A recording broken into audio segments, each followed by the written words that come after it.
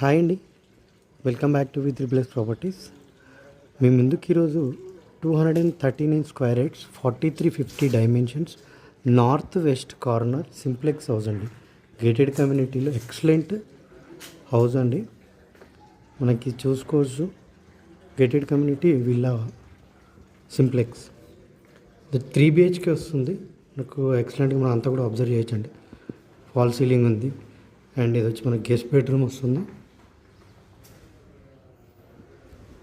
ఇక్కడ వచ్చి children bedroom,